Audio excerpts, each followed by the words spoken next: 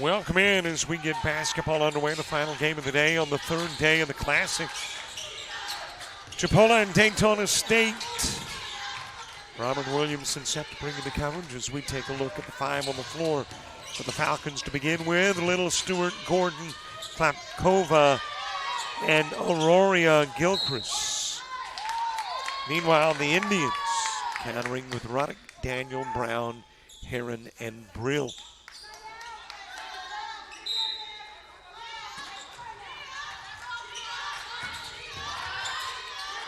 It has been a great Classic. Outside of the game that preceded this one between Shelton State and Eastern Florida, there have been no blowouts. That one fit into the category, though.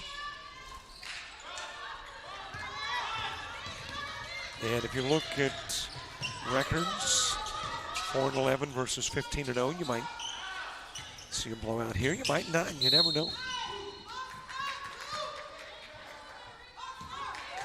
Daytona State under an interim head coach, Chipola, coming in at 15-0, ranked number 11 in the country. That's coming into the tournament, into the holidays. The NJCAA during the holidays doesn't put a poll out. So that 11 ranking came probably around the 15th of December and did not include anything since, and won't until about the first week or so in January. First lead in this one belonging to Daytona State, put up by Mia Little.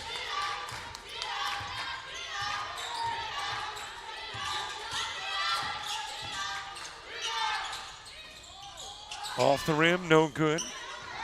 And that is ripped down with some authority by Destiny Gordon, then stolen and missed short range by Brown.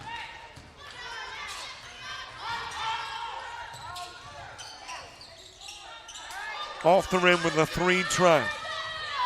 Snagged by Heron.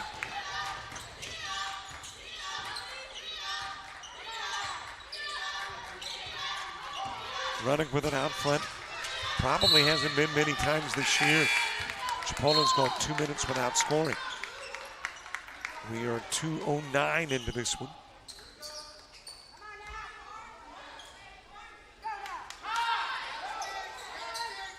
Amani Klaban coming into the lineup for Chipola out of Marianna, Florida. Daytona State, well, let me guess. I'm thinking that might be Daytona, Florida. Closer trip for the Indians than the Falcons.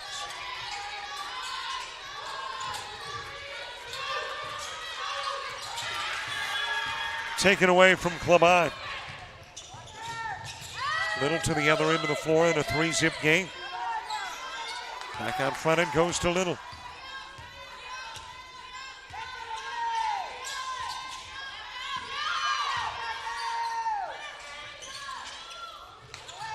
It was Gilchrist giving the down low look, the miss, and the take to the other end by Daniel. Given down low, first points of the game coming. No, not yet. How about there? Yep. Rebounding the miss was Brill and giving it over to Heron.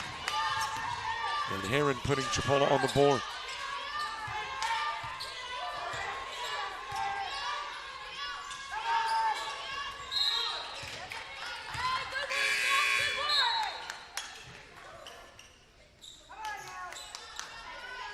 A 3-2 game.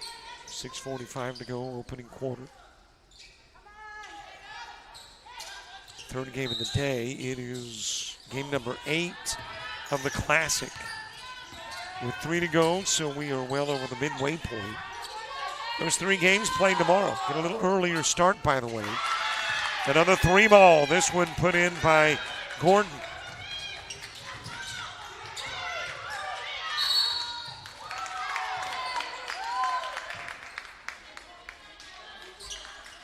And tomorrow's start is at noon.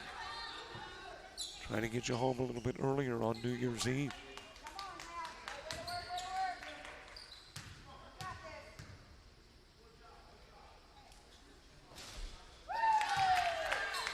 Coaxed over the rim. That is Ariel Fossison. Freshman, 73% free throw shooter.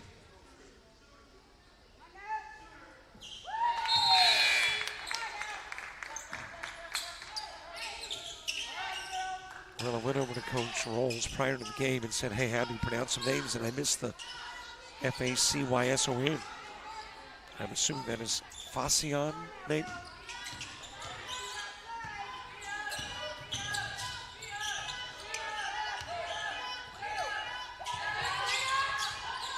Learned with a conversation from Coach that Heron is Heron, that Klabande is Kawan, and Carmucci is Carmuch.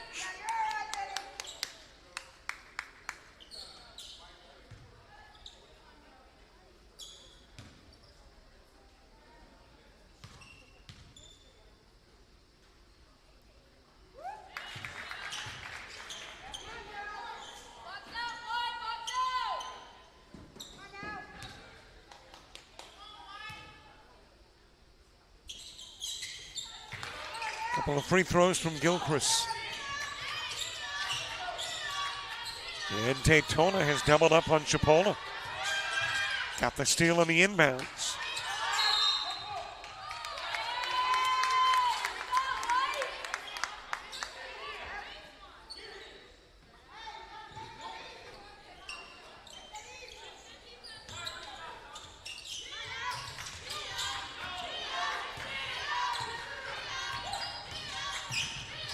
Ruddock taking it to the other end of the floor.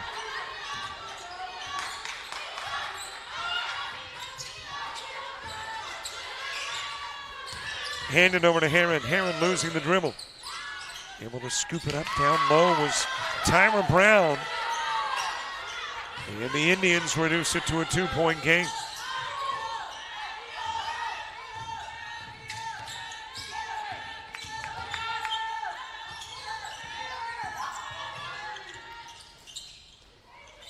Catalina Ronco with a miss.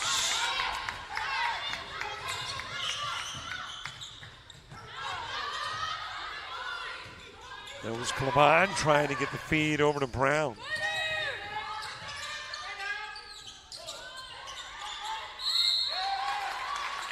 Gordon gets fouled and Gordon will shoot.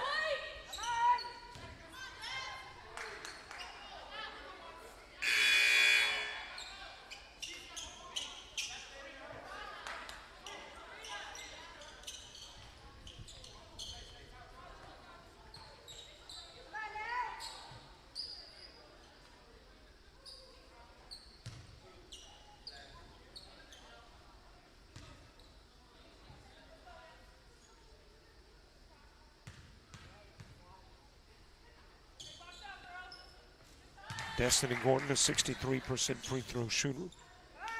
Lone double-digit score for the Falcons, averaging a little better than 10 a game.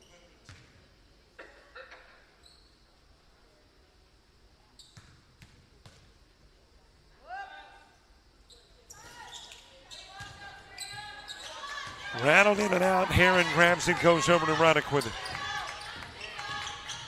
And by the way, that's not Ruddock, that's Fascion. A lot of new faces on the floor. Trinity Carmuch, and Carmuch getting the bucket and drawing the foul. Or did she get the bucket? Thought she had hit it.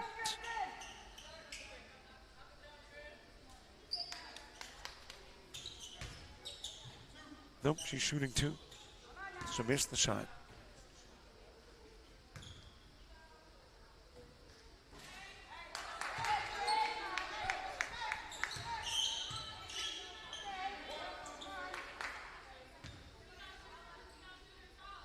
Marmuch, a 46% free throw shooter. And hits about that average, 1 of 2.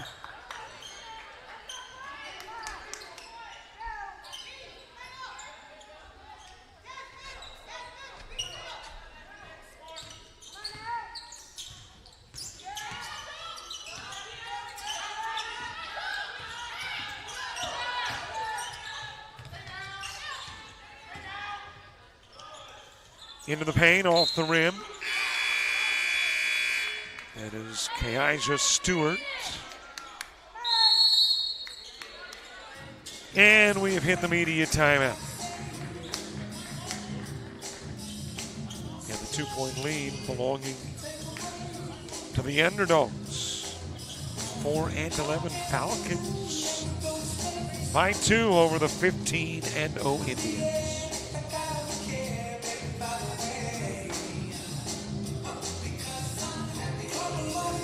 South Georgia Technical College, where we make it happen. Whether your dream is to become a welder, a nurse, a restaurant owner, electrician, or aircraft mechanic, South Georgia Technical College can help you make it happen. SGTC has over 200 associate degree, diploma, and technical certificate of credit programs of study available. Visit our website at southgatech.edu for more information or to apply, or call 800-928-0283. So what are you waiting for?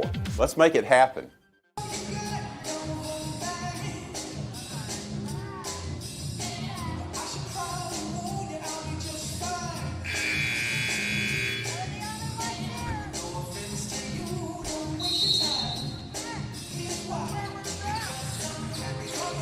Wow.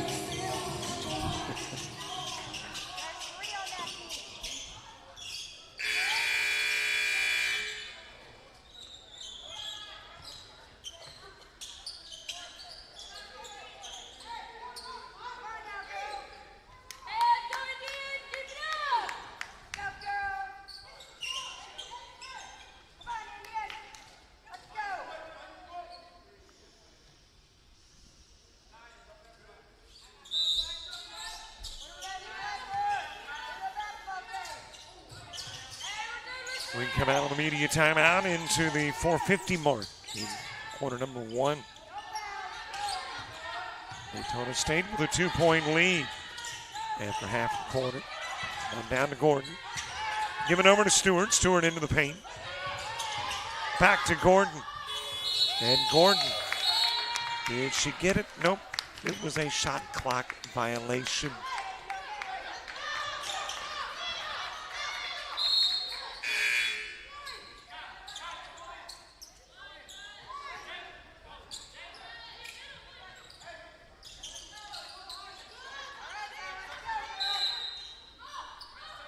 Boy, actually, when you take a look at the replay,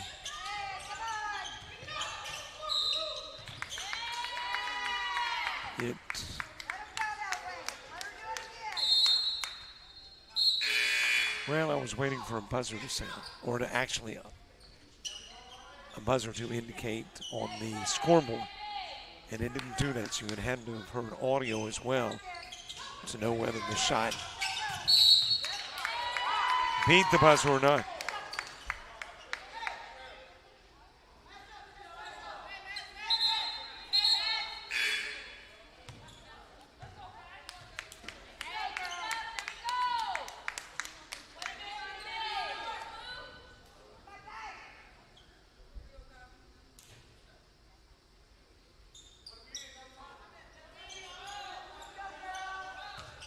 Brown going to the strike.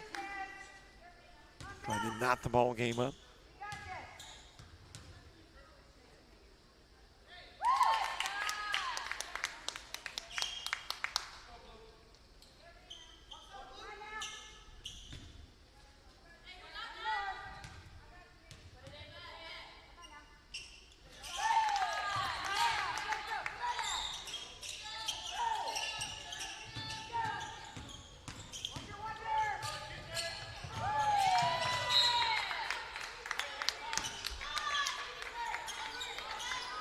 Knotted up at 9. 4:15 to go here in the opening quarter. In the hangar in Americus, Georgia.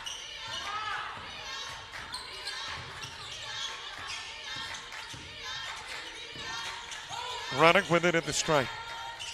Fades and gives Chipola their first lead.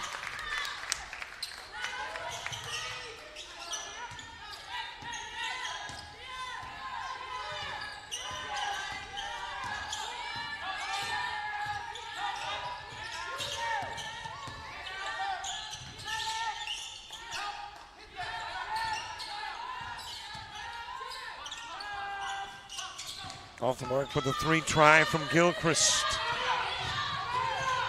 On the other end of the floor, trying to lay it in from the left side is Claban. Picked up by Johnny Culberth, who is checked into the game. Off on the 3, but in with the 2 from Culberth. And we're tied up again, this time at 11.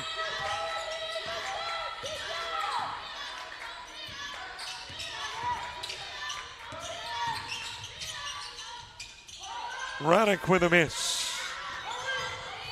A lot of blue jerseys around him. Gordon able to retrieve. Gives it to Little. And eventually down the floor to Klapkova.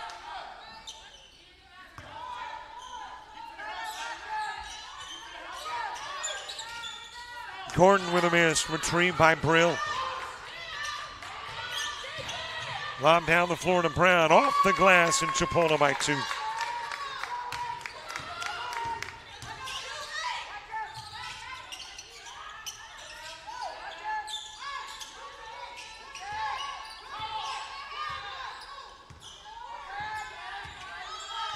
Little backing it up, a couple of minutes to play in the stanza.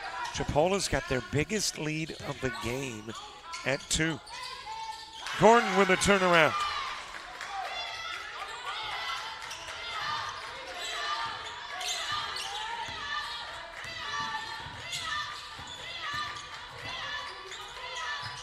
Nice feed down low. Brown with a miss, but got fouled. And Brown will go to the stripe with an opportunity to break the 13-all tie.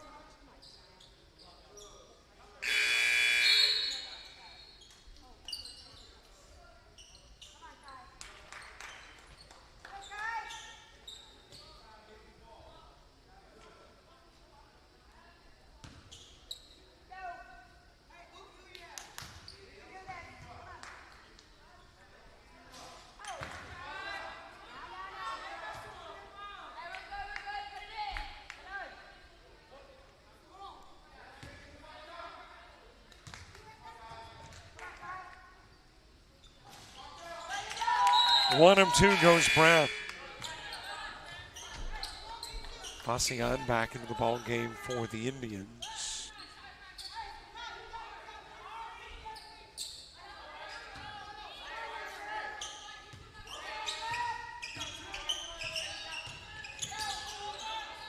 In a 1-point ball game. That is Senon Brooks into the game now for the Falcons. Klapkova looking to see if she is behind the arc. Launches the 3, hits it, gives the lead back to the Falcons. Swatted away by Klapkova.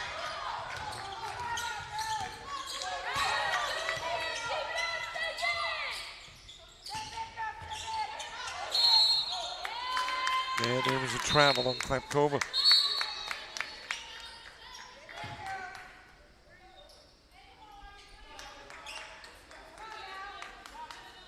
Put in play from the baseline, opposite end of the floor. I know it's only the opening stanza, but kind of anticipated the Indians just coming out with guns blazing. Air ball on the 3 try from Daniel.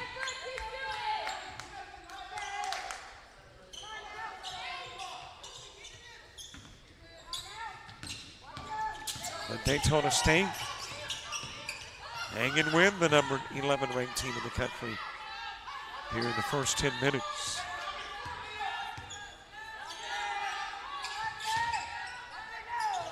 Klapkova missing from the stripe. Rebounded by Daniel. Sends it over to Claban. In Into the paint to Brill, and then you got a jump ball. And the possession arrows got us flying to the other end of the floor.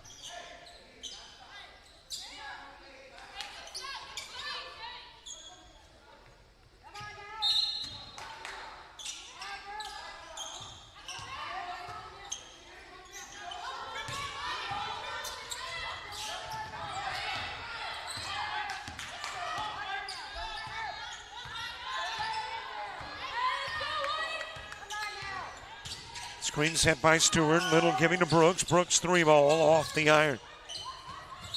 And that will roll off Ruddock out of bounds in the final 6 seconds of the stanza.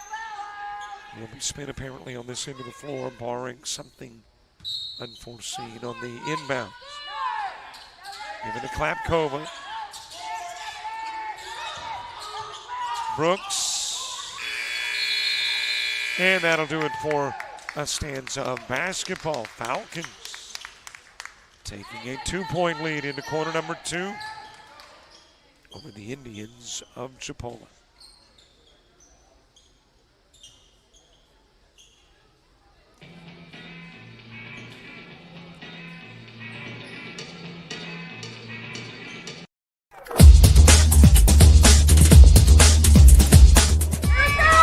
Just about all White Jones County. Diving catch at shortstop.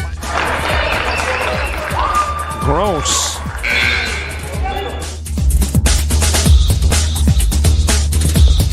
Towards the gap. Diving catch in center field by Ben Aklinski. There is a shot towards deep short. Craps got it. Long throw over, and he got it.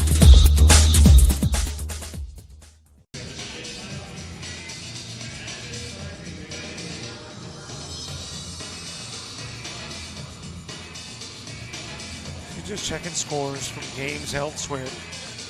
Keeping up with what's going on in other parts of the world.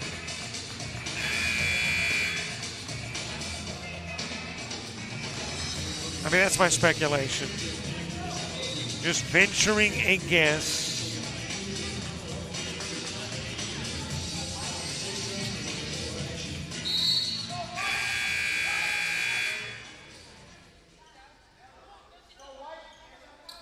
Done with one, going into quarter number 2.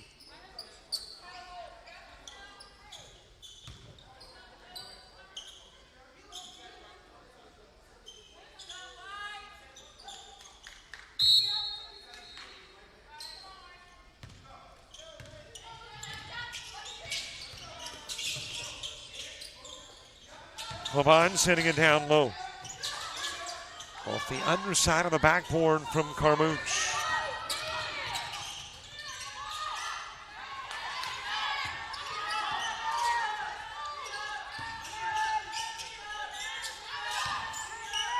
Brooks topside to Klapkova. Down low to Stewart. Stewart forcing into the hoop and drew the foul.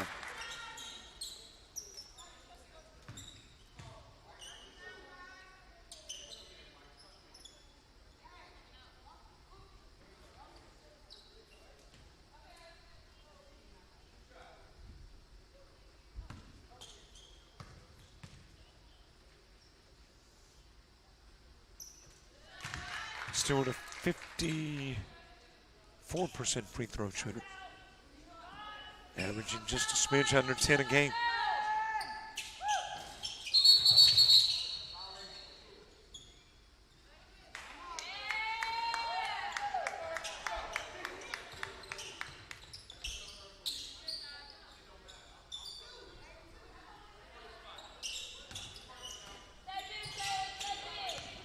In play to Clement.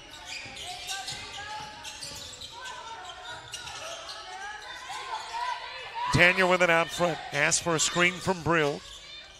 Spins. Got rim. Got glass. Got 2. And it's a 1-point game. Little running out of time to get into midcourt, but is able to get it there to Brooks. Brooks wide right with the shot. Rebounded by Carmouche. And down low. Brill the miss. Trying to get it back. Little trying to take it away. And there will be a foul called on, I don't think that was Little's number. Well, yes, it was. So Little called for the personal. That'll be her second of the game. In play to Carmouche. Running. Off the glass. Put back Carmouche. And Chipola reclaims the lead.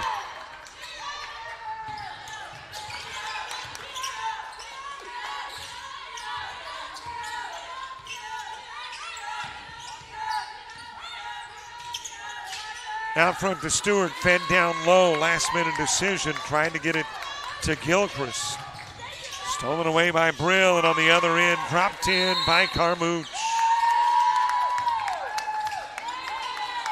And Daytona State calling for time as you kind of get the feel in the house that Chipola has found their rhythm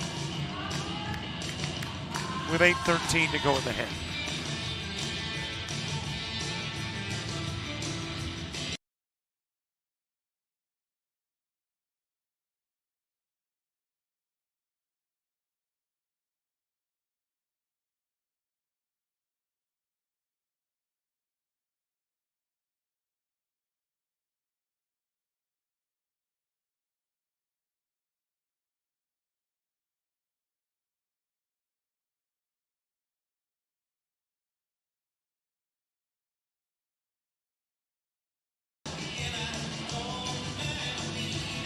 Well, that's what you do these days. Come to a game, go to a restaurant, eat breakfast with a wife. Okay, I'm telling on myself. And you start looking at the iPhone.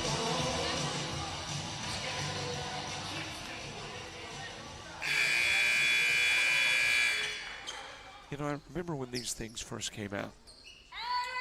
It's like, what do I need one for?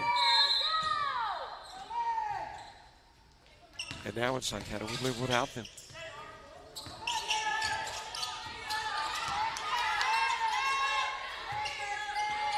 I guess we just did not realize how useful they would become.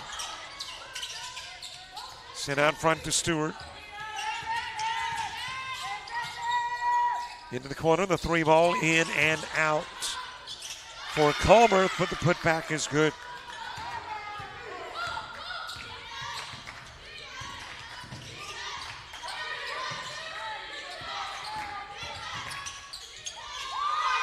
Little razzle-dazzle from Ruddock.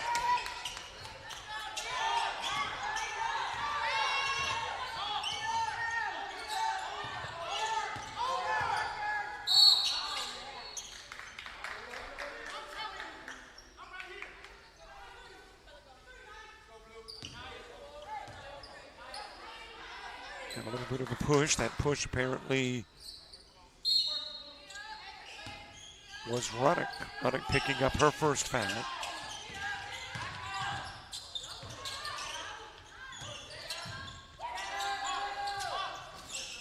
Stewart with a miss for the elbow. It is brought down by Daniel.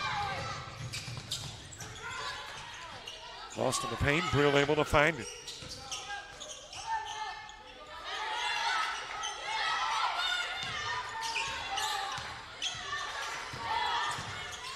Daniel with a spin move, banks it off the glass.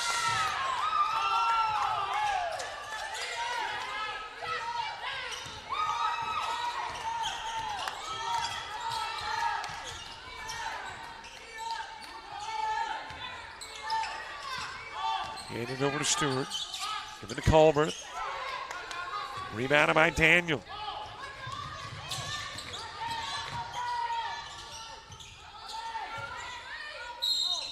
Mooch drawing the foul.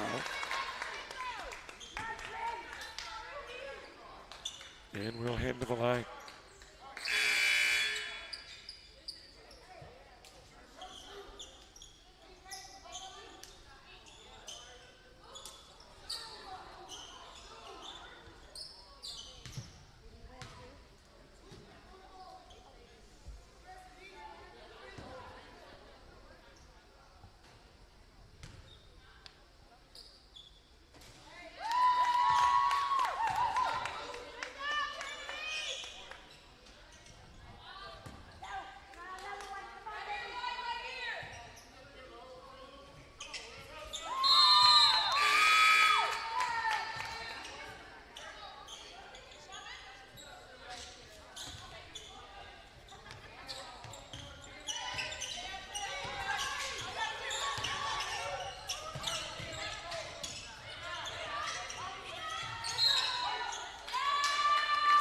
Out of bounds off of the Falcons. And it will be Indian possession. 6:16 to go. Half number one. Dave Elder, our halftime guest, commissioner of the GCAA. By the way, looking for more subscribers. I think we need about 30 to get to 5,500. So be sure to subscribe to our YouTube channel. And just started a brand new feature. Okay, it's an off-the-cuff, fly by the seat of the pants feature. And that is, you decide. Got some shorts. That's what YouTube calls them, video clips. Questionable calls on the floor, you get to be the official and make the decision. Clavon back into the game. Brown back in two. Daniel feeding to Heron, who is in as well. Rebounded by Stewart off the Heron miss. Taken away by Daniel.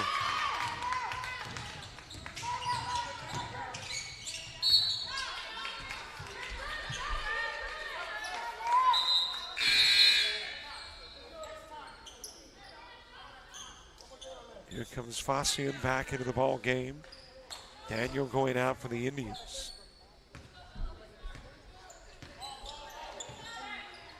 You kind of got the feel when Chipola took a 2017 lead that they had finally found their groove after sputtering in the first.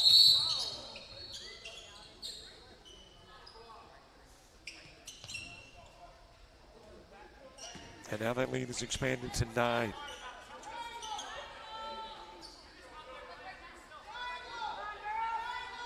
Wise decision by Coach Anderson, though, to call the timeout, trying to put the brakes on Chipola. Well, nobody's put the brakes on them this year. 15-0 coming in. But the Falcons saying, hey, why not us? Ruddock with a turnaround, drew the foul. And Ruddock will shoot.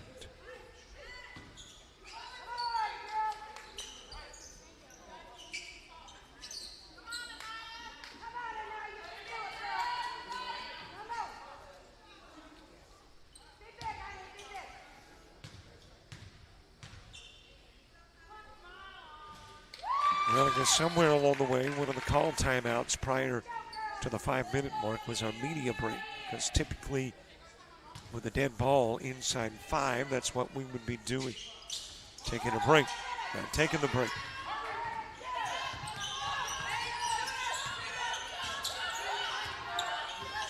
So we've got 4:36 uninterrupted basketball minutes until halftime. Unless, of course, there's a call timeout.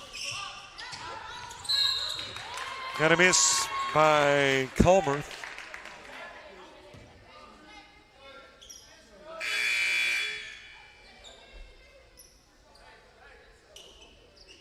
And it'll be Indian basketball with a double-digit lead.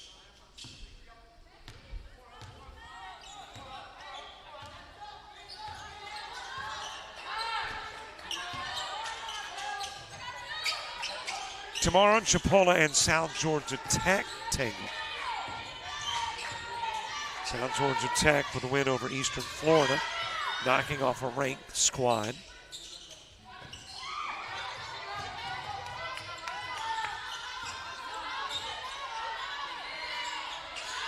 Can they do it again?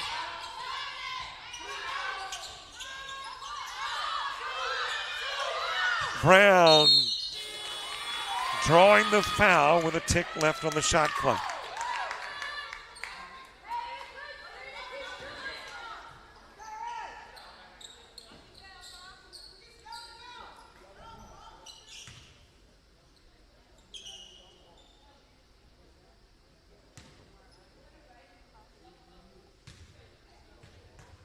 And that has got Brown shooting.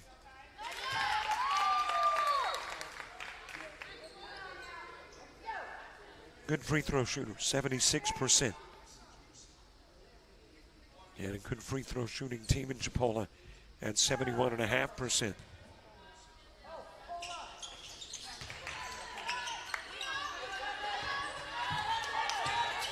And lead pushed out to, if my math is right, and it's so often wrong, but 12.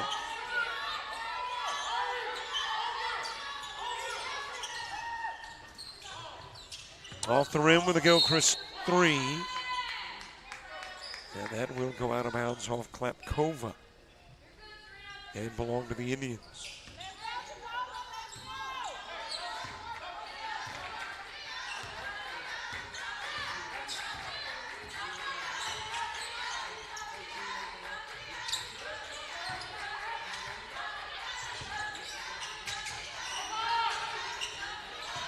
Back to Ruddock. Sends it over to Klaban. Klaban with a miss. Rebounded and put back by Fascion.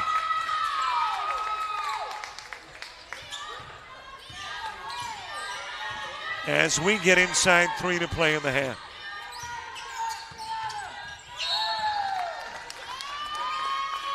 Out of bounds off of the Falcons.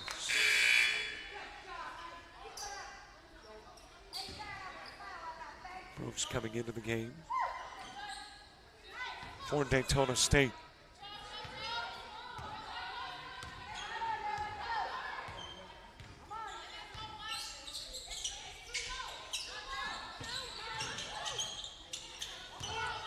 Given to Heron, fires into the corner.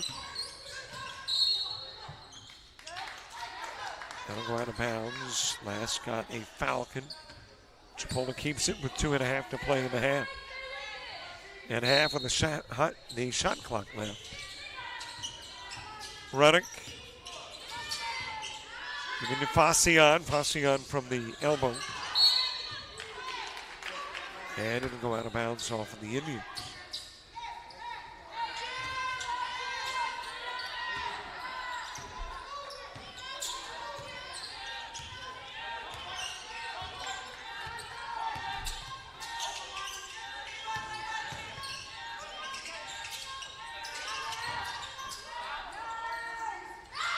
Dropping in the 3, that is Elena Hairston.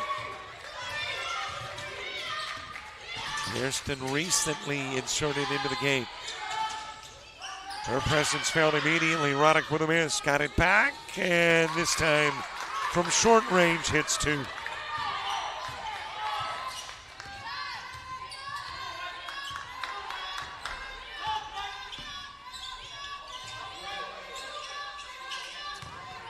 Give it to Brooks. She'll put up the long 2 and got bumped from the backside by Fascion.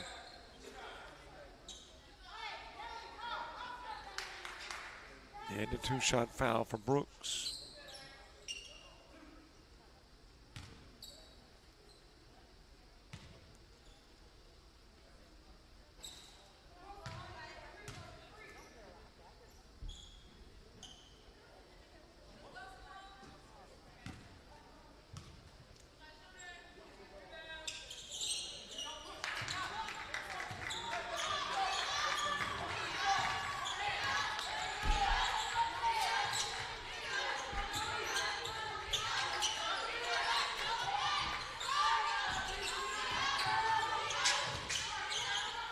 Sent down low to Heron. Heron with a miss. Brown able to get it back. Goes over to Fascion, and Fascion with a bucket and the foul.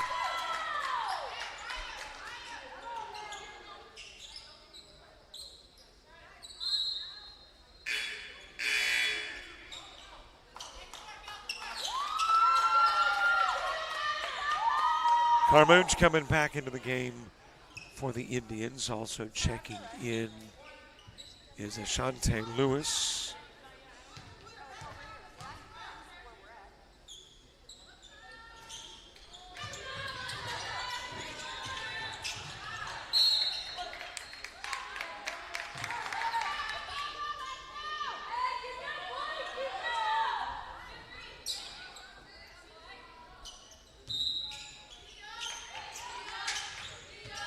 Into the corner to Ruddock.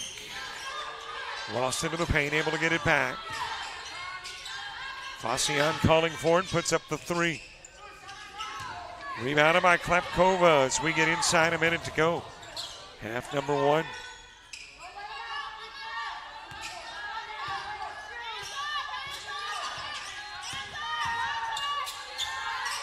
Tipped into the air, able to retrieve as Gilchrist.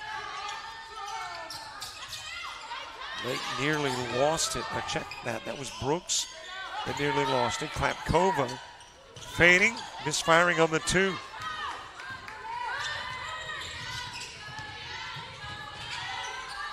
Fascion for 3.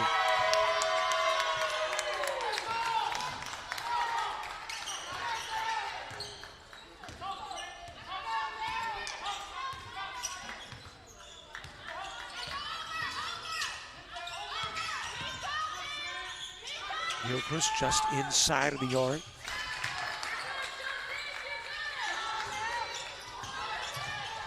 Running. Off the glass. And that is it for half number 1. Chipola struggled in the first, pours it on in the second, and leads at the half by 15.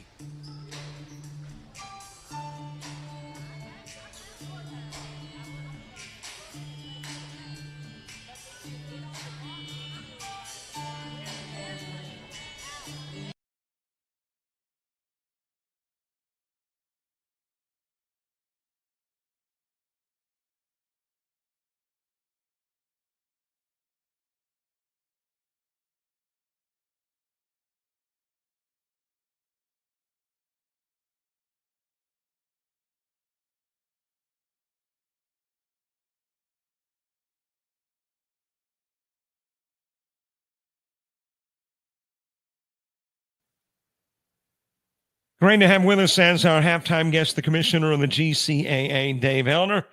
Dave Elner, how you doing? We're filming this on a Monday, and it's been Monday, 3 Zoom calls, a NJCAA football poll call and poll voting, player of the week. I think I probably covered most of it, but it's a good problem to have. Let's put it this way. It's another Monday, I assume. And it's always a good day in athletics, even if it's a problem. Well, a lot of folks don't know that you wear multiple hats, even though you gave away some of your hats in years gone by, like the baseball chair and et cetera. You still have got a multiplicity of jobs beyond commissioner. So what are some of those jobs? I know you work with the football polls. What else? Well, commissioner, men's region director, football committee member. This is trouble. Beach volleyball. I'm picking up where James Frey left off as a GCA member on beach volleyball. So now I had three last year: skeet shooting, golf, and tennis, and I've been on those. And I just felt like I needed to change something different. I had not served on the football committee. Rob Nielsen at Snow had to roll off as he was taking over as NJCA senior men's administrator. I'll get it out here in a minute. And so I felt it was good for me to hop in there to try to give some support to the independent teams in football, because, Texas is a league, Kansas is a league, Mississippi is a league. And then you've got the 4 of us, Snow, Lackawanna, GMC, a couple others that we really just have to sort of try to fight to get some recognition there, So doing those things, and enough to keep me busy. Let's put it that way. Now, you mentioned the gentleman rolling off of one of the committees. Is an appointment to a committee or as a chair, is it for an allotted time frame, or do you kind of take it on a year-to-year type basis? No, as region directors, we're able to put in what we'd like to serve on. Now, of course, everybody would love to serve on the baseball committee or the basketball committee, those committees, which are, highly visible committees. But, I've always taken it. I did serve as baseball chair, national baseball chair for 7 years, and I rolled off of it. And I had somebody come up to me at an annual meeting and said, "What's wrong?" And I said, "What are you talking about?" I said, "Why are you giving up baseball chair?" I said, "Because I've served for 7 years. It's not something that you're entitled to. Our jobs, because we're our volunteers, are to provide service." And that's the way I looked at it, just like our public service people across the country. If they would probably do that, and I'm not going into politics here, I think we would all be a better place if people would realize what their role is to actually serve, not be served. let me put in a amen to term limiting, and I'll stop there. All right, let's talk about football. The fact that not only did you have a GMC this year, but you had a GCAA conference with Andrew College and Central Georgia Tech. How did that go? It went well. I mean, Georgia, both of those schools, Andrew and Central Georgia Tech, first year, got their feet wet. They played a lot of prep schools, and now we're having some conversations. All right, guys, if you want to be looked at, people will look at this, like the poll committee and everybody else. Yeah, you were 9-1, Central Georgia Tech, but, you've got to start playing NJCAA schools. And the national office is looking at something. They're having discussions about not counting those non-NJCAA schools when it comes to stats for All-American, those type things, and polls and those things. So it gives more credibility from that standpoint, I understand, but there's also limitations sometimes because not everybody, for example, like us in Georgia, we don't have the luxury of having 8 football teams, unlike, say, a Mississippi or a Kansas or a Texas like that, where they don't have to travel as much. So, those type things come into play. The 2 teams that were new, well, in essence, helped create the conference, are they back next year? And is there the possibility of adding more? They are back. I don't foresee us adding any more. I think what we'll see is the coaches are discussing now. This is okay. We might just end up playing each other on a home and home. For example, this year, Georgia Military had Uriah Prep and Clayton State. What would benefit Georgia Military, that aspect, is to drop 2, and even if it's just playing Clayton State and Andrew again, that looks better on paper from that aspect. So we'll see how that goes. I think they'll keep playing, and I think give them a little bit. This is just getting your feet wet kind of year for those 2. But I think moving forward, I got a feeling both of them will look at trying to play a little more difficult schedule and see how – it doesn't benefit them to play a prep team and win 45-0. It doesn't. If you're going to do that, you might as well stay a club team. So I think it'll benefit them to maybe try to play some others, and they might have to travel a little bit more from that aspect. Obviously, I did not go to Central Georgia Tech or Andrew College, but what are their facilities like, their home stadiums? Central Georgia Tech has a nice turf field. Andrew's playing on a high school field. So they don't have the luxury of GMC from that standpoint. Davenport Stadium has been there for a long time. But they do. Andrew will probably have to go back and look because they did have an old football field back on the middle of their campus, and I don't know how they utilize that now. And so I don't know if that'll change for them moving forward or not. We'll just have to see. All right, basketball-wise, we are into basketball season, so we got to talk a little round ball. Is it in postseason as it has been, where the highest remaining seed after the quarterfinals host both men and women? That is correct. So we'll have that play-in game on that Tuesday, and I think that's the end of February, 1st of March. We'll have that play-in game, and then the highest remaining seed will host the semis on both sides. How's the basketball season looking? I know it's very early in the year, or it could be a little later when this is re-aired, but how is the basketball season looking? Well, right now we're sitting at week 3, just getting going there. A lot of teams are doing some of that non-conference travel. Some of our teams going down to Florida, over in Alabama playing, and reciprocating there. South Georgia State has jumped off to a 4-win and no losses at this point. So we'll see where we are down the road. But, once we come back in the 1st of January, everybody will be jumping into conference play for January and February.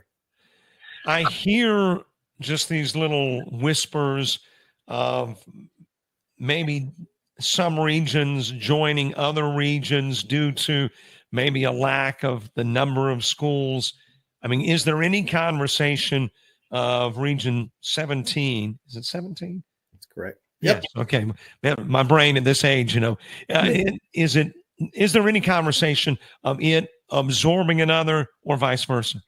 Well, what we've got is, we have 11 teams right now, and then 6 of those schools are USG schools, University System of Georgia. And we have no true junior colleges anymore. Okay. They're all 4-year schools. And so really the talk's been going on for probably about 15 years now. I think it's starting to gain a little headway that these schools really need to look at moving up to 4-year status athletically, which would be NAIA. If we lose those 6, then we're down to 5 schools. Andrew's going, they're talking the same thing. So we're looking at our 4 tech schools in Oxford. If that did come to fruition, I can't see where Region 17 would stand as a standalone conference with 5 schools. You look way back in the crystal ball, back into the 70s when Alabama and Georgia were part of the same conference, and then schools grew at that point, and we made 2 separate conferences at that point. Would Georgia fit better going into Region 10, which is the Carolinas and Virginia? I don't think so, because you go from South Carolina all the way up to West Virginia. And if Georgia came into that would be much further travel. You look at the schools that would remain, and all this is theoretical right now, okay? Mm-hmm. If all those schools that would remain would be west of I-75. So except for, and don't know how Georgia Military would fall, because Georgia Military is sort of a hybrid in the sense. So don't know how those others would fall. It would make sense because look at it this way. Americus is only an hour from the Alabama border. Central Georgia Tech is basically a little bit more, So I think those would probably end up going that route end up being absorbed there. And the national office has talked about preliminary talks about looking at region realignments and those type things. But I also know that has been put on the shelf for like a couple of years. So I don't expect that to happen for a couple of years. Now, even if the USG said they wanted those 4 schools to go ahead and try to move up to the 4-year level, which would be NAIA, and they made that jump, then it might be something that the remaining, they might just go ahead and say, hey, y'all need to go ahead and move in on this.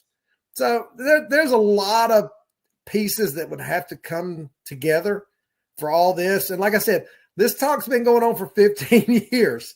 15 years from now, if it took another 15 years, I can tell you this, I won't be commissioner of the conference at that point. Somebody else will be. And, 5 years down the road, I don't expect, good Lord willing, that I'll still be doing what I'm doing. I'd like to look forward to enjoying some retirement time. Got 1 grandchild and another one on the way in February. And they've got raising kids and grandchildren backwards, because it sure is a whole lot more fun dealing with grandchildren than it is children, because grandchildren, you can give them back. Children, you can't. You're stuck with them. Well, now you can't leave the conference, because actually I'm an advocate for changing it from the GCAA to the DAVE. Well, look, hey, if that were to happen, and like I said, all these are hypotheticals, and I generally do not like to get into hypotheticals, what ifs, because that's where worry comes in with people. People worry about things and they never materialize. And there's a lot of unnecessary angst amongst people in that. As my late father used to tell me, and I think I did this as a young tyke, that I used to worry about things and that I couldn't control. And things might never come to fruition. And so worry about things that you can control, and then God will take care of everything. I firmly believe that. And if that happens, he'll take care of those schools. And then, let's be honest, they'll have to make some hard choices at that point of what they decide to do. Do they want to decide to continue playing? As all our tech schools really just have a couple of teams, So, and our technical school they're workforce driven, which I understand that. That's their mission. I've always been an advocate that athletics can fit in with that workforce-driven mission, and we've had a number of our schools that have proved that. John Watford and South Georgia Tech has been a staunch advocate for us, and I think it's worked for them, and it's brought kids onto that campus in Americus, and then they've moved on to all places across the country. And so, I think things can work. People just have to be open-minded about a lot of stuff. Dave Elner, we're squeezing you into halftime. It's 15 minutes, and we've taken about 13.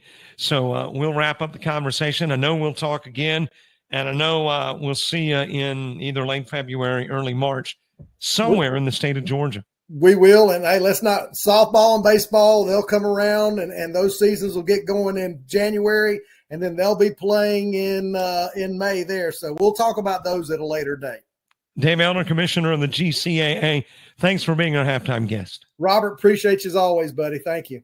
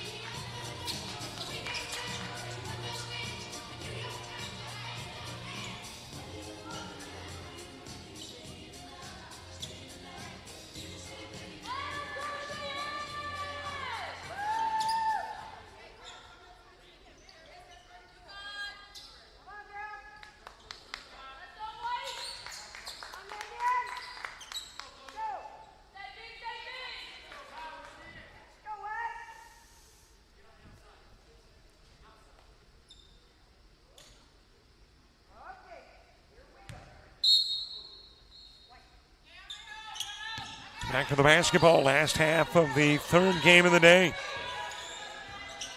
And the eighth one of the Classic with 3 to go all tomorrow, and starting, as I mentioned earlier, a little earlier.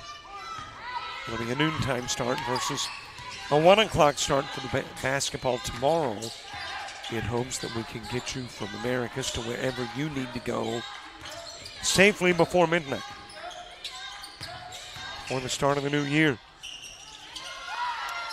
Brown, Brill, Carmouche, Facian, and let's see who's the last remaining Indian. Daniel on the floor to begin half number 2 for Chipola. Meanwhile, for the Falcons, Gilchrist, Klepkova, Little, Gordon, and Stewart all getting second half starts.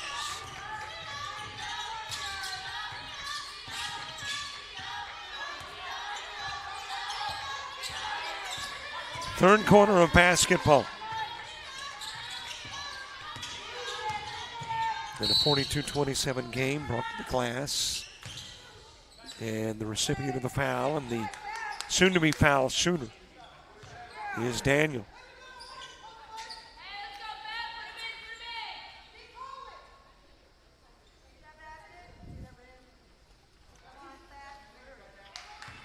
Coming into the second half, you saw some of the team stats for the first half.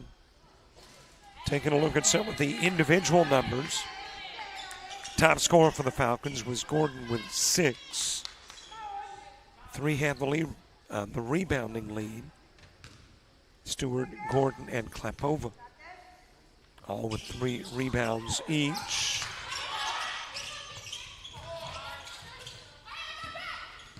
Gordon coming up with a loose ball. Able to get it to Little.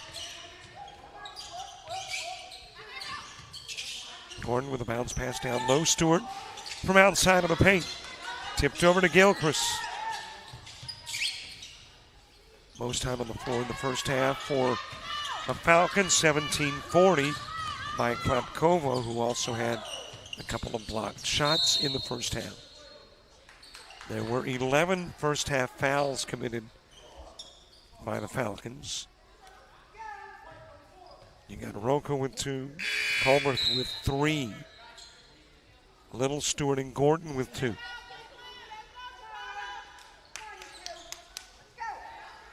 Meanwhile, tied for the team scoring lead in the first half for Chipola was Ruddock and Facian, both with 9. The rebounding leaders, Brown and Heron, both with 6.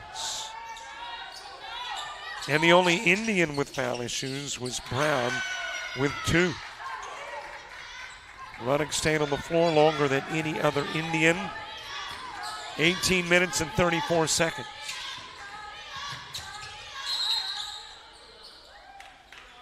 Bench scoring 6 for the Falcons, 14 for the Indians. Off turnovers, a single Falcon point, and 10 for Chipola. Biggest first half lead, 17. And there were 3 each. 3 league changes, 3 ties in the first half. Longest run in the first half for both teams. A 19-2 Chipola run and an 8-3 Daytona run. Loose ball retrieved by Carmouche, but the clock has run out. The sand has traveled through the hourglass.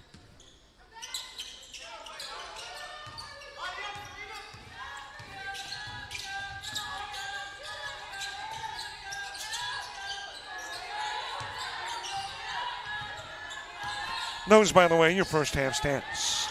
Back pocket picked, Fascion to the other end of the floor. She's in double digits with a lay-in. 11 points in the game now for Fascion. Plankova took a push, and it was Brill that did it.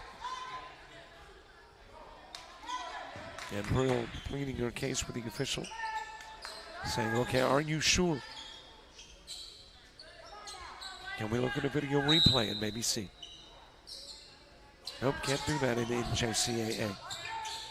I think the only NJCAA basketball that has replays at the national tournament. I see it coming. I think it's everywhere else. Well, not high school. But it's got that trickle-down effect. But at the moment, still kind of a costly venture. And somehow I have a feeling that that will come down too. Everything else goes up, but you know, technology actually more expensive to begin with and typically starts to drop.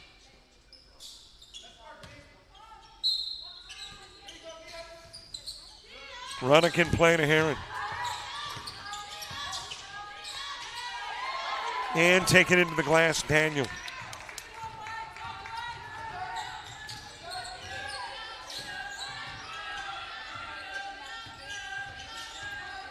The Indians trying to win their 16th in a row. It's been a good start to the year. Plankova giving a push to Brill in pursuit of the basketball.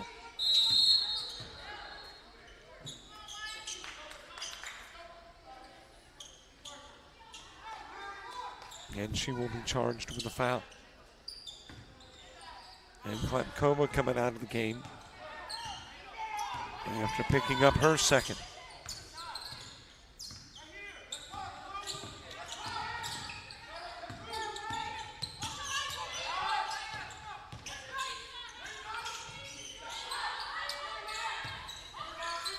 Stepping behind the arc, launching the three, that is Daniel.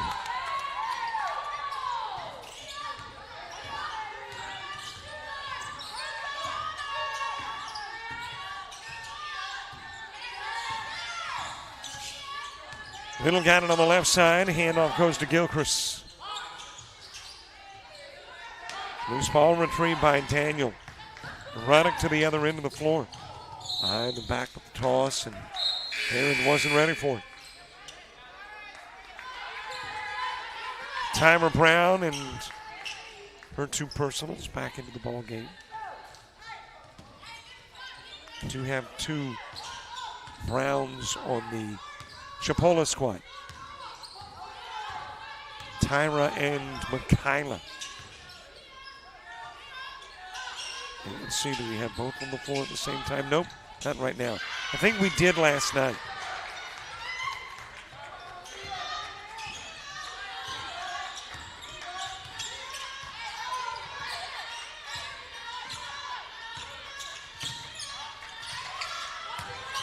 Fed into the paint.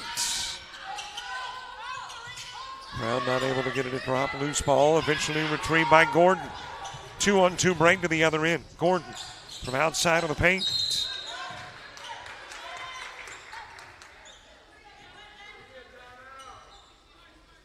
And there is a foul at the 4:31 mark, which I think is going to be our media timeout. See Indians headed one way and Falcons the other. Looks like we're going to take a break. Back to the hangar in 30.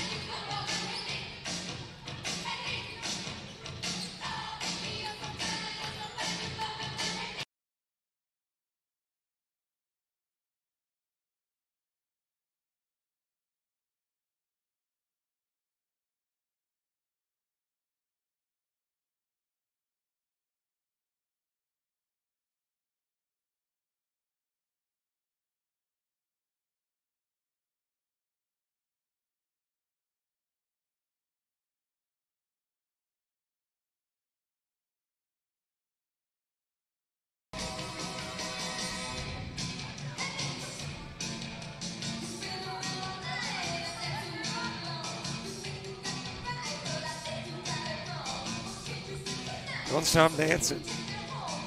There we go. Some Indian fans in the house. And I'm not sure where they are from. But she had a Husky shirt on. Well, that's the Washington Huskies, the Alaskan Huskies, Yukon, maybe, Connecticut. In play to Brooks. Heron thought she had all ball, but the official says no. And it'll be Brooks going to the stripe.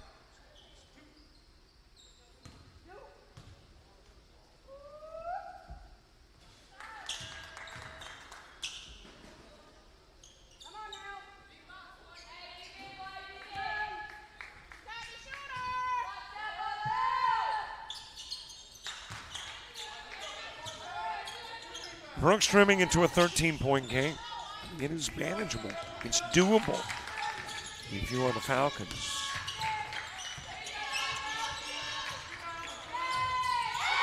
But that hurts. And Daniel's been hurting the Falcons quite a bit tonight. Dropping in the 3-ball. Little feeding over to Gordon. Gordon shooting over Brown. And Brown picks up the blocking foul.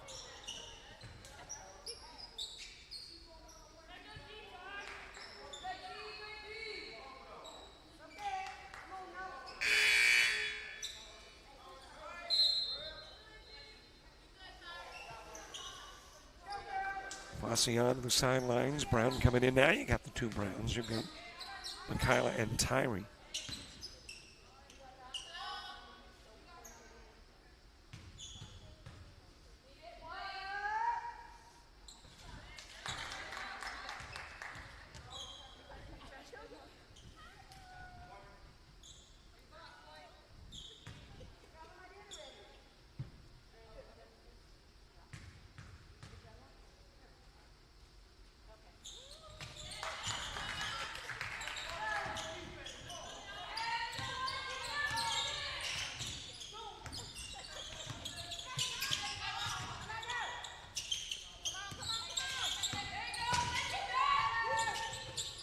Daniel trying to get the toss to Brown. Daniel might have had an opportunity for two, but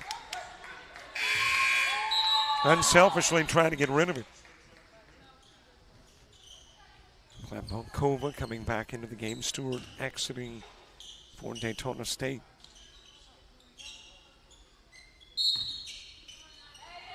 In play to Ruddock.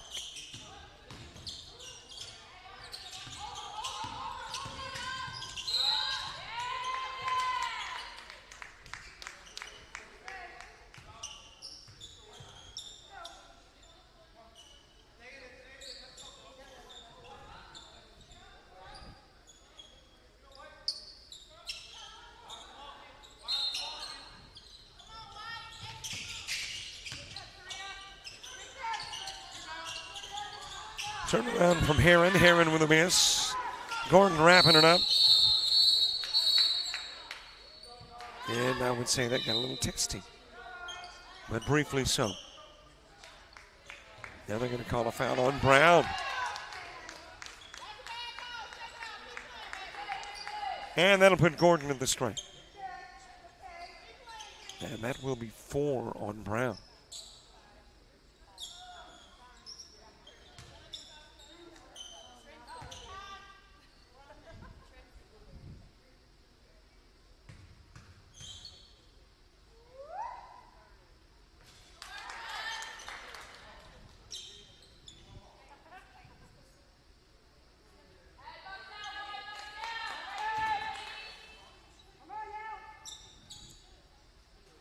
Gordon, a 63% free throw shooter. Knocking down both.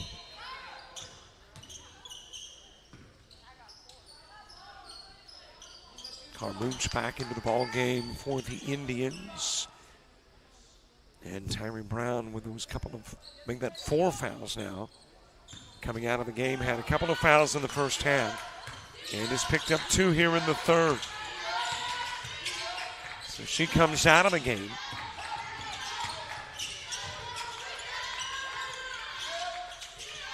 Daniel to Brown, back it goes to Daniel. Klepkova commits the foul. Daniel got the bucket, has a chance for the old-fashioned 3.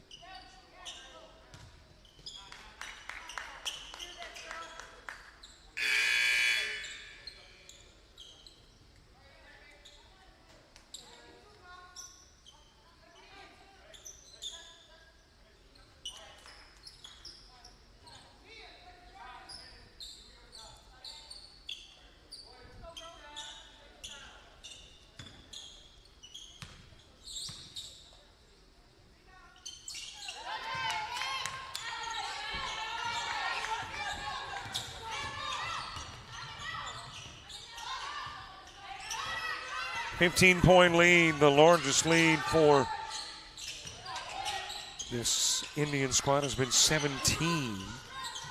Currently leading by 15. Klepkova with a lead in.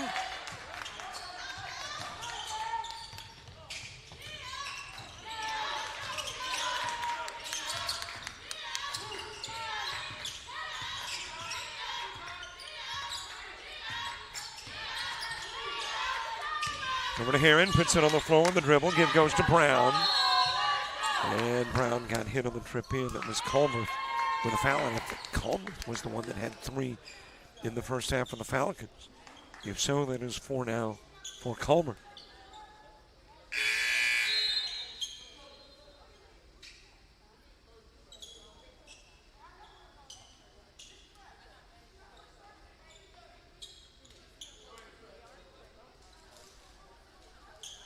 So that is 4 Culmer fouls. So you've got Brown with 4, Culmer with 4, 1 for the Indians, and the other a Falcon.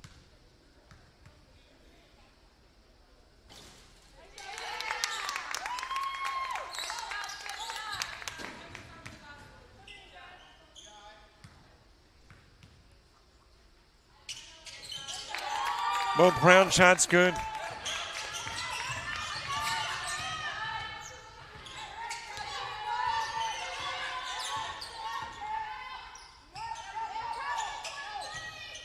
Down low to Stewart. Stewart with a turnaround for 2. As we near minute mark number 2 here in the third.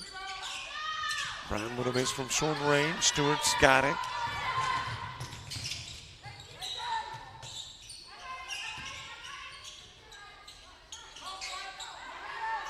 And a Klepkova given out front to Little. Looks like she was tempted to go with a 3 instead. On the floor with a dribble. Klepkova will put up the 3. Short on the shot. And apparently Carmouche a little push to create an opportunity for the rebound. Catalina Rocco, the recipient. I'll check that. Stewart, the recipient. Rocco in the game, though. Limited playing time from Rocco after picking up 2 quick personals in the first half.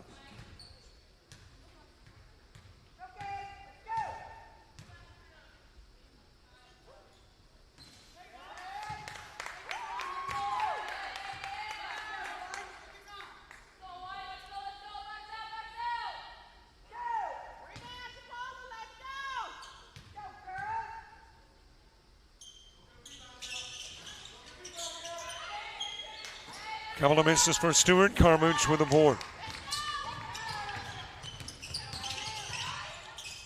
Fascian swatted away by Stewart.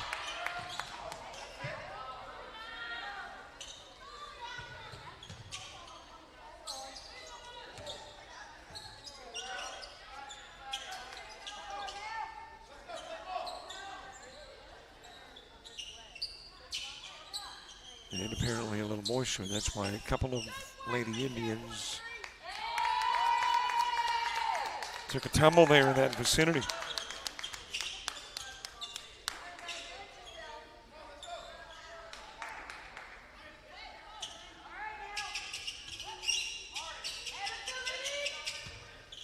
Carmouche making sure that she did an adequate mop-up job.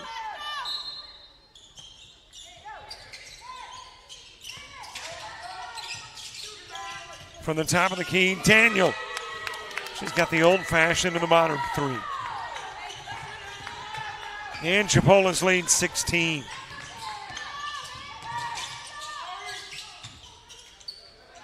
Short of the little try.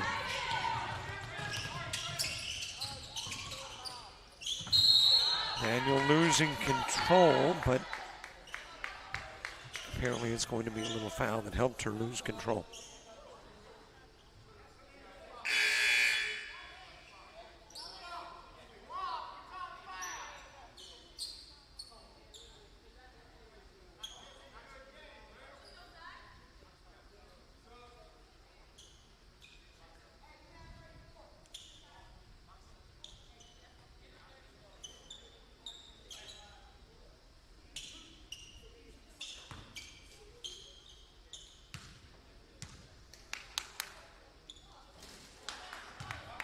Daniels had a big game. Got a total of 20 in the contest.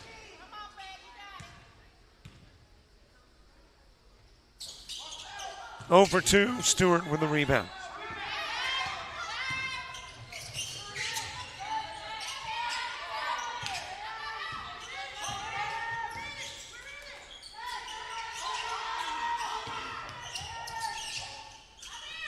Rocco to Klapova.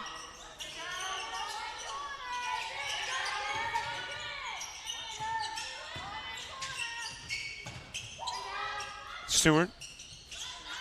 Got rim, got window, got 2.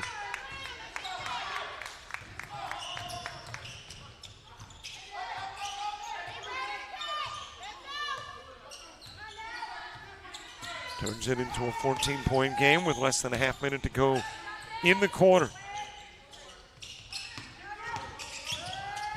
Daniel, 22 in the game.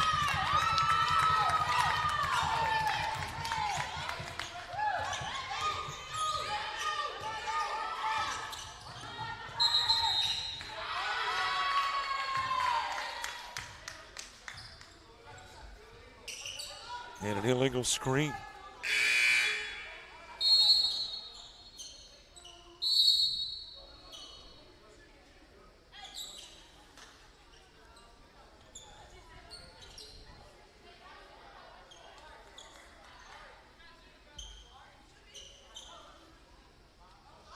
And then was Stewart, by the way, with the illegal screen, picking up the foul, her 4th of the game.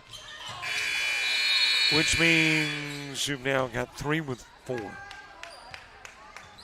And we have wrapped up 3, headed to the 4th. Chipola trying to pick up their 16th win in 16 tries.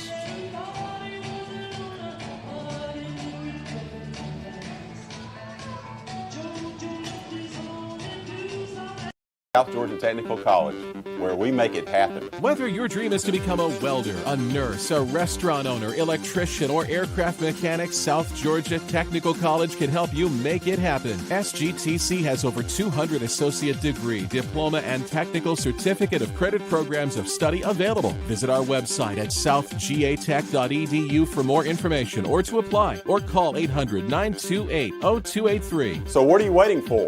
Let's make it happen.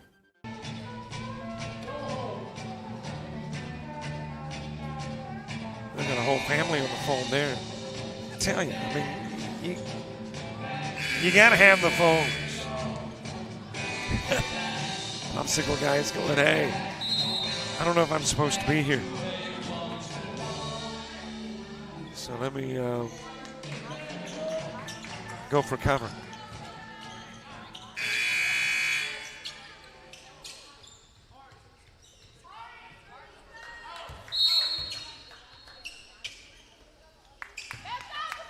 We head into the fourth in a 62-46 game.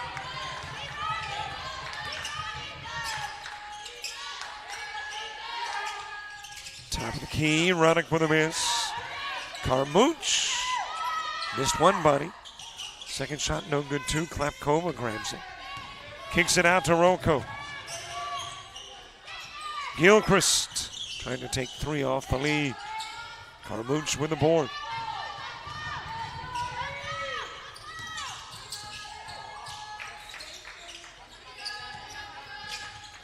A balancing act by Ruddock. Man, it almost looked like that heel came down out of bounds. Nope, looking at the replay. Looked like she just missed being out of bounds with a heel.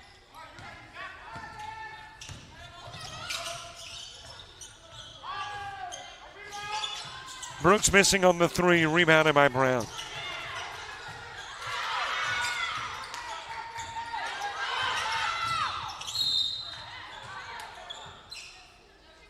Boy, that was a tumble that took out two.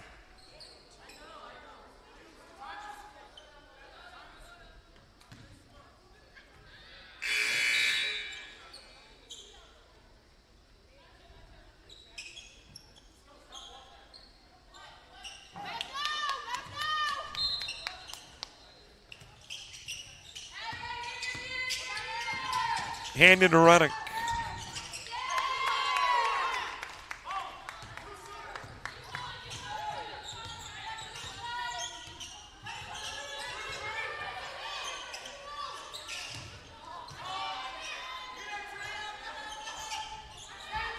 Gilchrist to Rocco.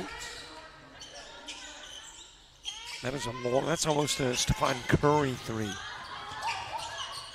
Brooks with it, puts it up for the elbow. Two-pointer, no good. Ruddock grabs it.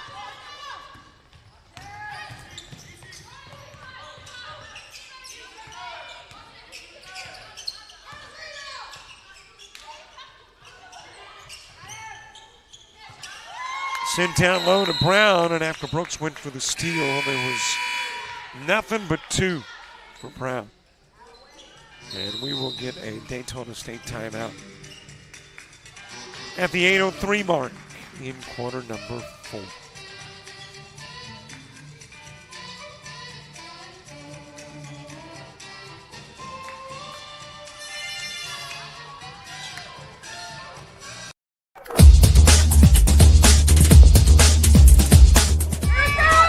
Just about all Wayne Jones County. Diving catch it, shortstop. Gross.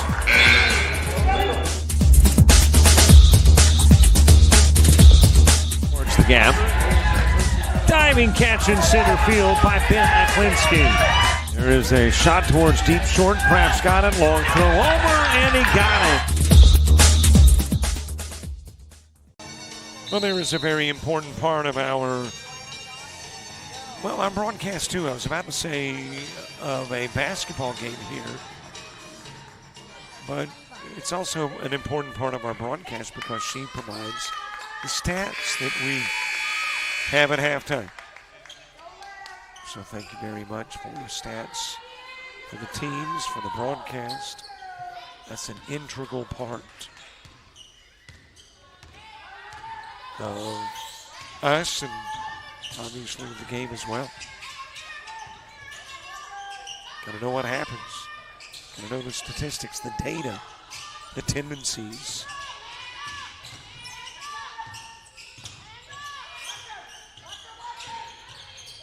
That is Carlotta Allegra Alonso into the game for the Falcons. Dotting number 30.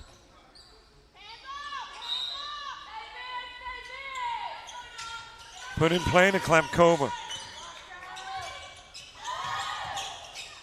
Fading Brooks and Painted.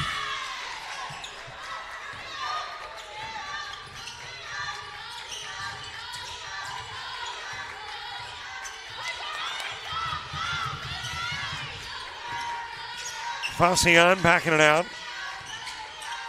Give over to Ashante Lewis, who is now in. And it's Brooks going the other way. Roddick with a rebound.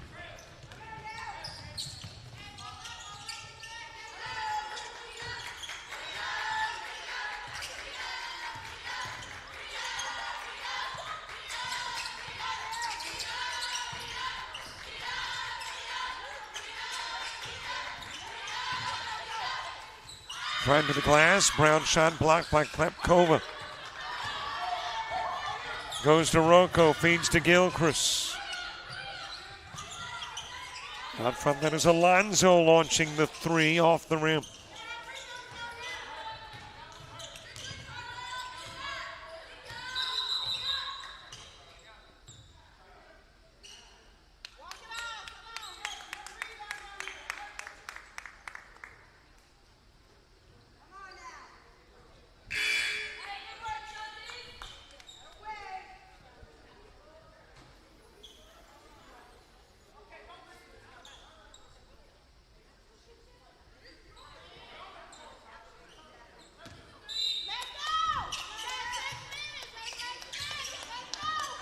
Put in play to Fascian.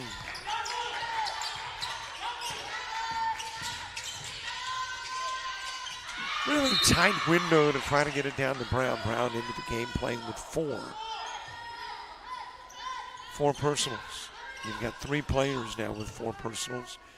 Two of them are Falcons and they're both on the bench. There is one Indian and she's in the game. That is Tyree Brown. Running gets fouled.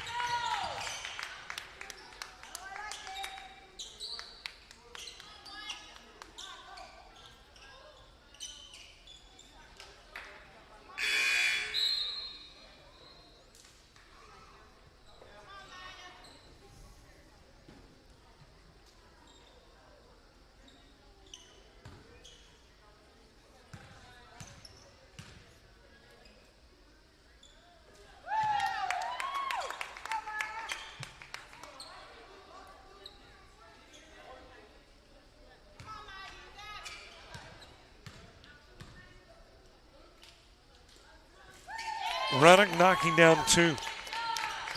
And she's in double digits, 13 in the game. And a number of Indian double-digit scores.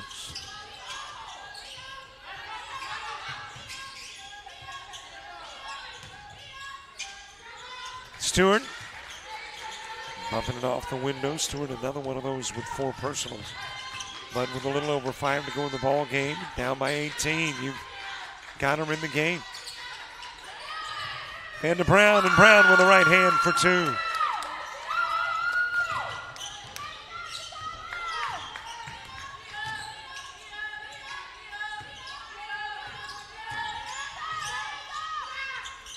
Brooks with the drive, Ruddock with a rebound. Weaving through Falcons and too strong off the glass, but draws the foul.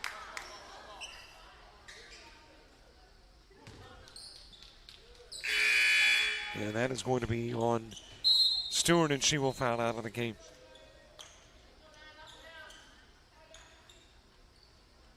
So Stewart, the first to exit, leaving with a total of 5, leaving 2 4-foulers in the game, and that is Brown and Culver.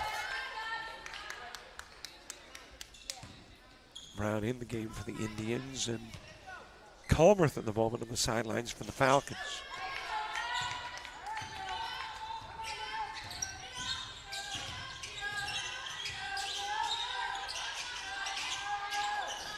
Brooks missing on the 3. And that'll be tipped out of bounds by Alonso.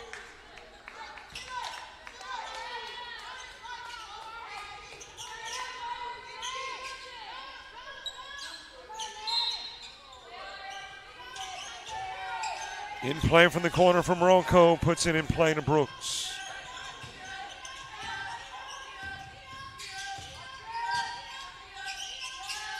Over to Alonzo and back to Brooks. Alonzo setting the screen.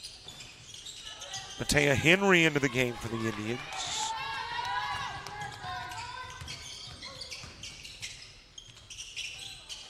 Running, missing the layup.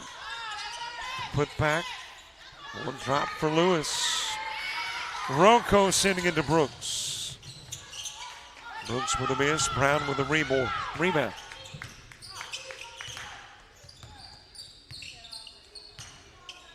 In a 71-50 ball game. 4:18 to go.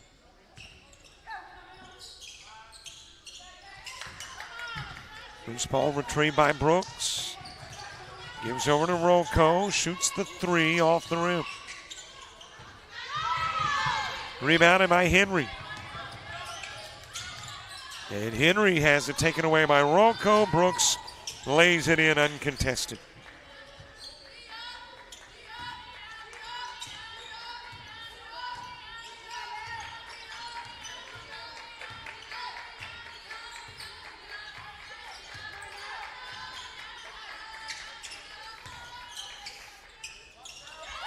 Brown, two more. That is 4 in the game for Tyree Brown. Brooks off on the three. Brown with the rebound, gives it over to Fassion.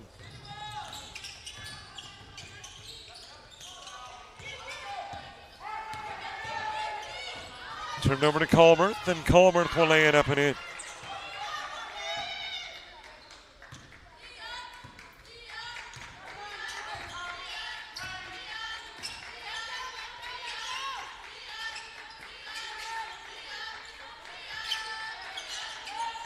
Fender running into the corner. That is Fassion. Off the rim for Fassion with 11 in the game. Another one of those double-digit scores. Brooks on the other end. And you got 9 points in the game for Brooks now. 2:44 to play. Called timeout, but I think we're using it as a media timeout, despite the fact Chipola asked for the break.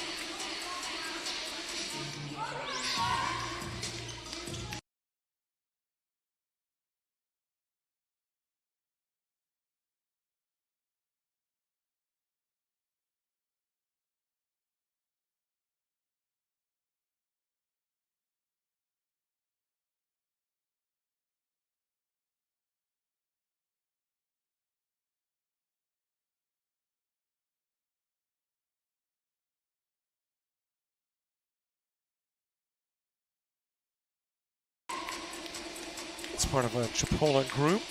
Some Indian fans.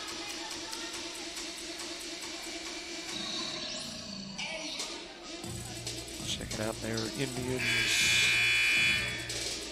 in the huddle. Going to be pretty pleased with the advantage, 73-56. 2:44 to go in the game. And not all bad for the Falcons of Daytona State. I think you hung with the Chipola squad for better than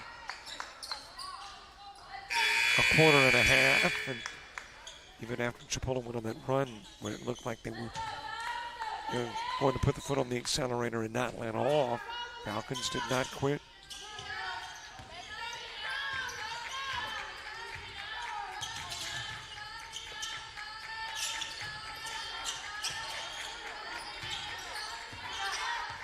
So when you've got a 16-0 mark, and that's what Chipola's about to go, 16-0 on the year, there are some games that are gimmies, some games that are tough.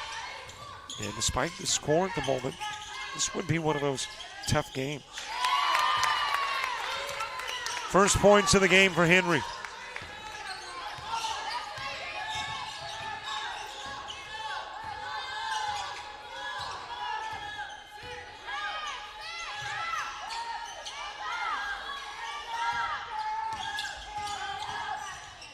That is Little, blocked by Brown.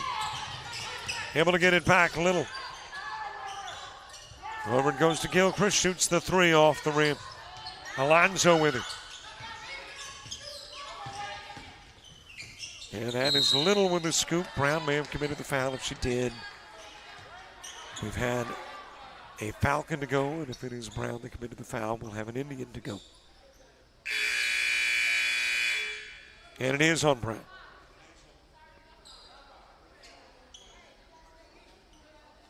So Brown fouling out of the game.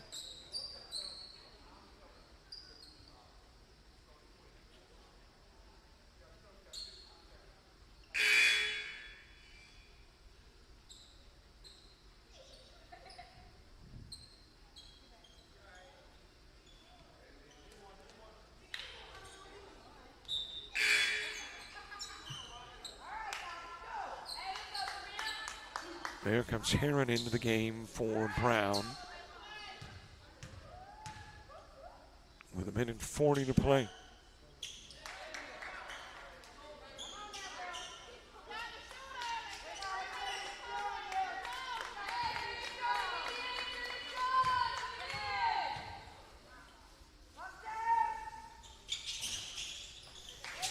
And don't forget, subscribe to our YouTube channel if you don't mind. We're trying to get to 5,500 by the end of the Classic, and the end of the Classic is almost here.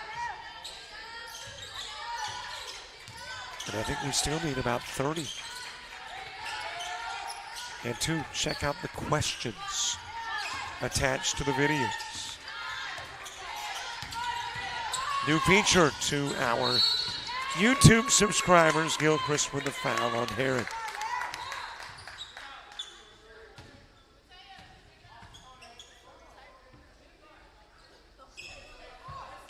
Non-shooting foul, and will be brought in from the baseline.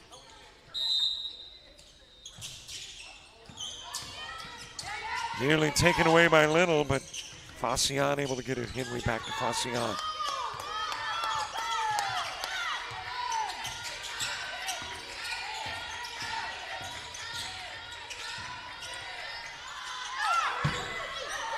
And it goes to Lewis. Lewis with a miss.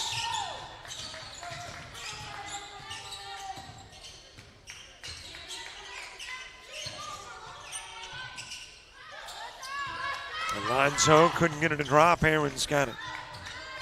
Hands it over to Fascian. And there is an injury on the other end of the floor to Gordon.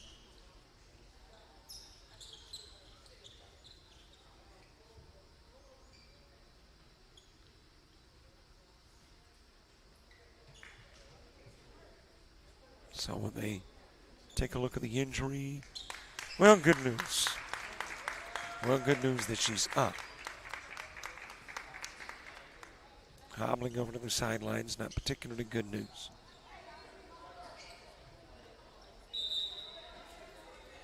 But hopefully it's one of those situations where, you know, you pop the ankle over, it burns like fire, you think you've broken it. And then it winds up not being as serious. Let's hope that is the case with Gordon.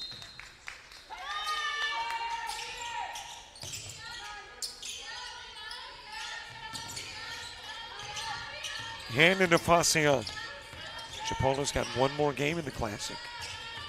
And it's the last game tomorrow against South Georgia Tech.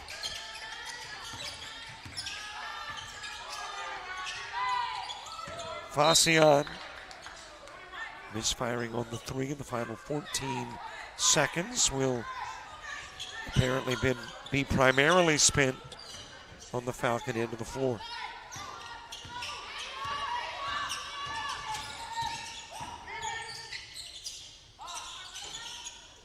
Alonso with a miss.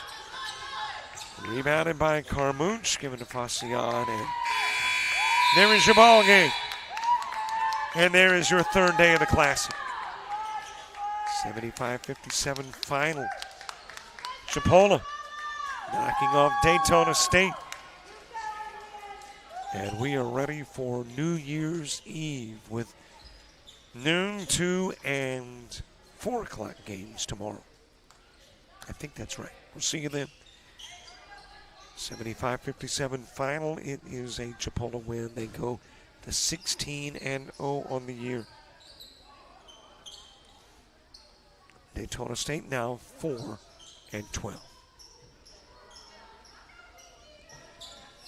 Thanks for watching. We'll see you tomorrow.